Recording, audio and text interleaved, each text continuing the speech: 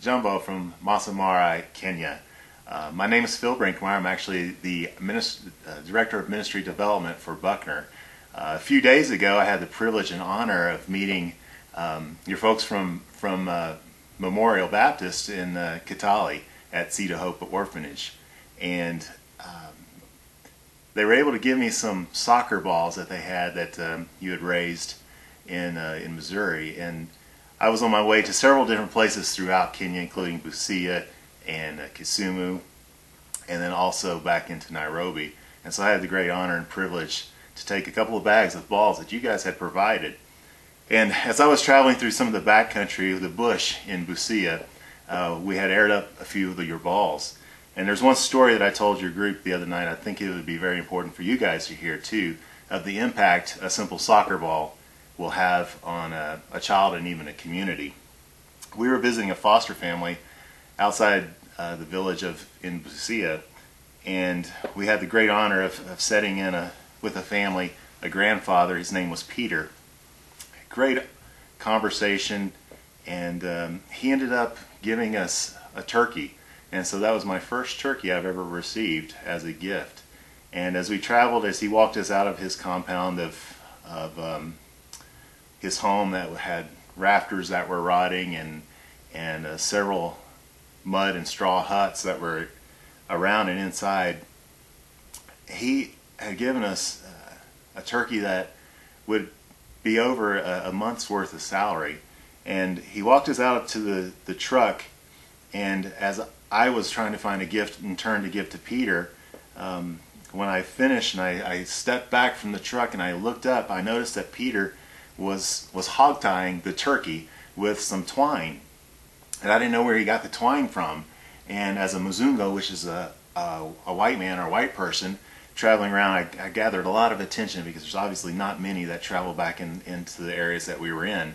And so there were always children around, and they always laughed, and they gave us thumbs up, and they were, "Mzungu, how are you?"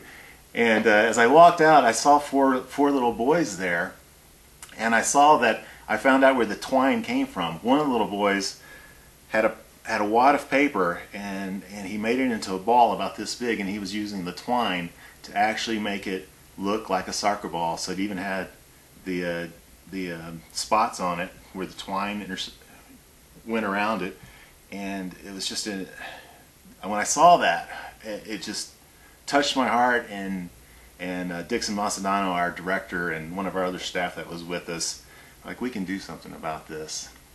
And so I reached in the back of the bed of the truck that we were in, and I pulled out one of your small upward bound soccer balls.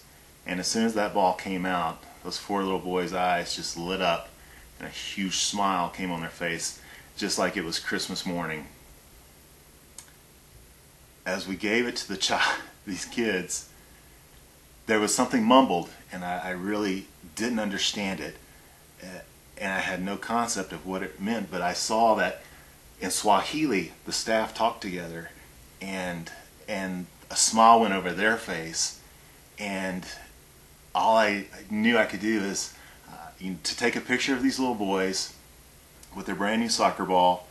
And as I went to shake each one of their hands, they were so gracious and so kind. And the one little boy that had the ball in his hand, he said, thank you very much. And it just sent chills up my arms to see that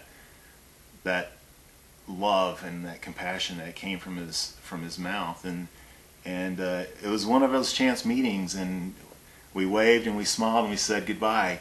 And me, not coming from America, I knew it was impactful, but I didn't know how much till later that night when Dixon and I were talking over dinner. And I said, "Dixon, what exactly did that little boy say about the soccer ball?" And he said, "Mujiza."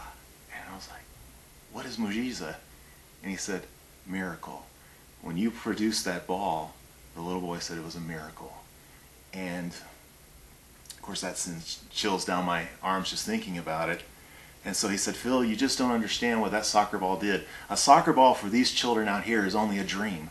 They may never see one in person or hold one. It could be used, or it could be old, or it could be flat. but it's only maybe at the school, and that one school may have 500 kids playing with one soccer ball. Now tonight, that little boy has his very own soccer ball. And so not only does he have his own soccer ball, but do you realize the impact that he had is that now tonight this whole village is talking about the miracle that here was a Mzungo driving in his truck, and here was a little boy that sacrificed his piece of twine to tie a turkey and trying to make a ball, and all of a sudden the Mzungo brought out a brand new ball and gave to him. He said that tonight that little boy is absolutely the talk of the whole village. Hello? Yeah! Hello? Yeah! Are you happy? Yeah! Can you say thank you to the Americans that gave them? What you thank you to the Americans, Monomogi? Dite? Thank you to the Americans. Very nice.